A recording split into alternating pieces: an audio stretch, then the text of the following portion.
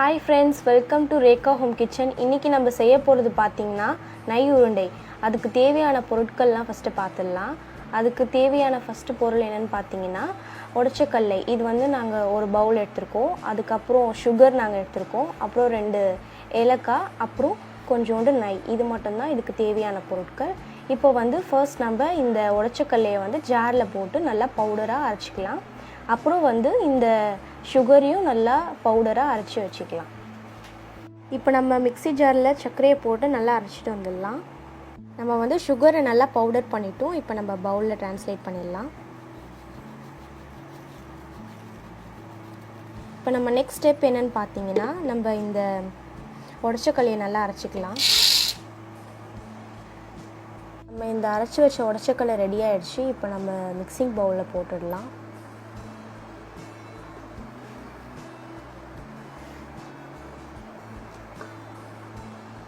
நம்ம இந்த மிக்சிங் பவுலில் ஃபஸ்ட்டு பொட்டுக்கடலையை போட்டுடலாம். அதுக்கப்புறம் சுகர் போட்டுக்கலாம். இப்போ இதை வந்து நல்லா மிக்ஸ் பண்ணிக்கணும்.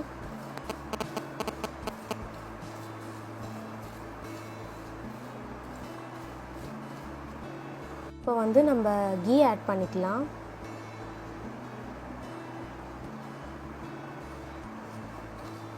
கொஞ்சம் கொஞ்சமாக ஆட் பண்ணி மிக்ஸ் பண்ணணும்.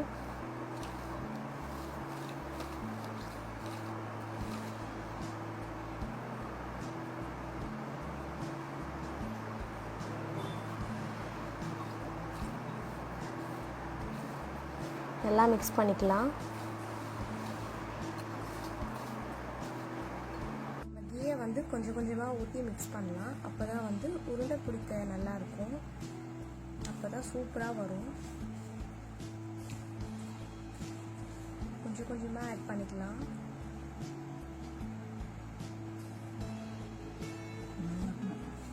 இன்னும் கன்சிஸ்டன்ஸ் மாவு ரெடி ஆகிடுச்சு. இப்போ நம்ம பால்ஸ் பிடிச்சிக்கலாம். இப்போ பாருங்கள், நம்மளுக்கு பால் சூப்பராக வருது.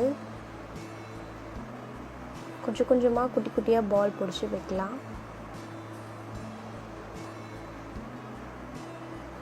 நெய் உருண்டை ரெடி ஆகிடுச்சு. இப்போ நம்ம ஒரு நெய் உருண்டையாக பிடிச்சி வைக்கலாம். பாருங்கள், ரெடி ஆகிடுச்சு.